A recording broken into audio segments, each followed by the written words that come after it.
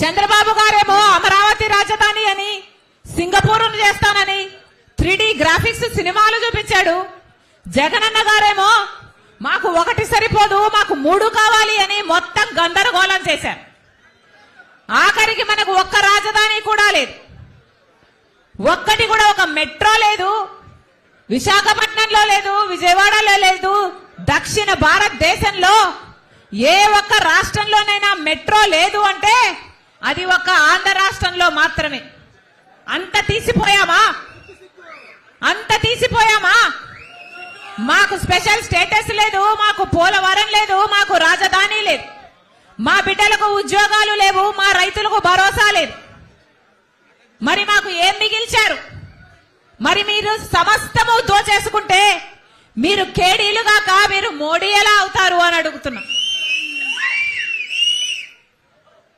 మన రాష్ట్రానికి ఇంత అన్యాయం చేసినా కూడా, మోడీ గారు మన రాష్ట్రానికి ఇంత అన్యాయం చేసినా కూడా, వెన్నుపోటు కాదు కదా మన కడుపులో పొడిచినా కూడా, ఇప్పుడున్న అధికారంలో ఉన్న వైసీపీ పార్టీ అయినా ప్రతిపక్షంలో ఉన్న టీడీపీ పార్టీ అయినా మొత్తం మోడీకే ఉడిగలు చేస్తున్నారు, వారికే బానిసలయ్యారు.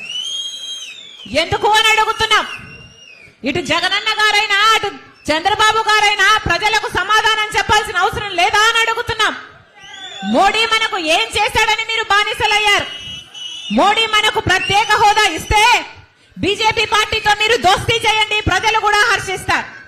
మనకు పోలవరం ప్రాజెక్టు బీజేపీ పార్టీ ఇచ్చుంటే మీరు అదే బీజేపీ పార్టీకి బానిసలు కాండి, మాకు అభ్యంతరం లేదు. మనకు ఒక రాజధాని ఇచ్చున్నా, మనకు రైల్వే జోన్లు వచ్చున్నా, ఉత్తరాంధ్రకి రాయలసీమకు స్పెషల్ జోన్లుగా స్పెషల్ ప్యాకేజీలు మీరు ప్రకటించున్నా, మీరు ఏ ఒక్క మేలు చేసినా మోడీ గారికి మీరు భజన చేయండి, మీరు బానిసలు కాండి, ఆంధ్ర రాష్ట్ర ప్రజలు కూడా ఏమి అని. ఒక్కటంటే ఒక్క మేలు చేసిందా బీజేపీ పార్టీ? ఒక్క రకంగా కూడా బీజేపీ పార్టీ మేలు చేయకపోతే మరి ఇటు జగనన్న గారైనా అటు చంద్రబాబు గారైనా ఎందుకు బీజేపీకి బానిసలుగా మారారో ఆంధ్ర రాష్ట్ర ప్రజలకు సమాధానం చెప్పాలి. మీరు బానిసలు కాకుండా, మీరు బానిసలైతే సరిపోదన్నట్టు ఆంధ్ర రాష్ట్ర ప్రజలను మొత్తము బానిసలను చేయాలని చూస్తున్నారే, ఇది అమానుషం కాదా అని అడుగుతున్నా. ఇది దేశంలో ఎక్కడా జరగలేదు. బీజేపీ పార్టీ ఒక్క ఎమ్మెల్యేని గెలుచుకోకుండా, ఒక ఎంపీని గెలుచుకోకుండా ఆంధ్ర రాష్ట్ర ప్రజలు రాజ్యం ఏలుతున్నది ఎవరు? BJP party.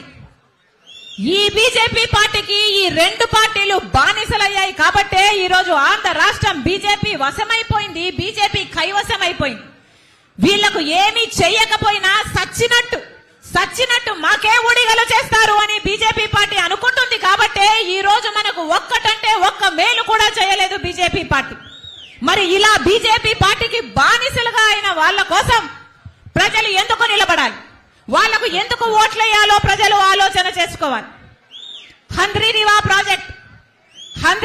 ప్రాజెక్టు రాయలసీమకు రత్నాల సీమగా మార్చే ప్రాజెక్టు, రాయలసీమను సస్యశ్యామలం చేసే ప్రాజెక్టు. హంద్రీనివా ప్రాజెక్టు 6,50,000 ఎకరాలకు నీళ్లిచ్చే ప్రాజెక్టు, 33 లక్షల మంది ప్రజలకు తాగునీరిచ్చే ప్రాజెక్టు.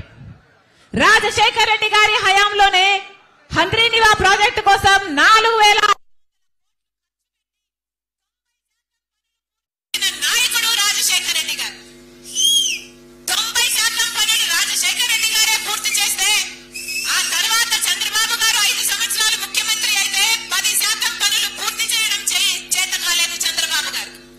ఆ రోజు ప్రతిపక్ష నాయకుడిగా ఉన్న జగనన్న గారు 10% పనులు కూడా మీకు పూర్తి చేయడం చేత కాలేదా అని ఎద్దేవా చేశాడు.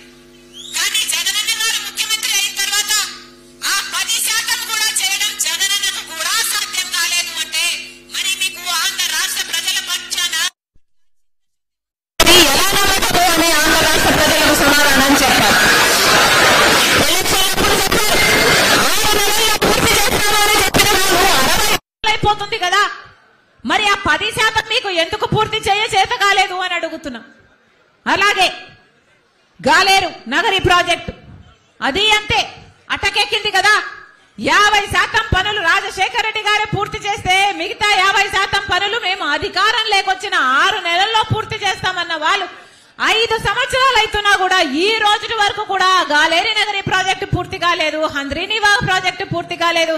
అసలు రాజశేఖర్ రెడ్డి గారు చేసిన జలయజ్ఞంలో వచ్చిన ఆయకట్టే తప్ప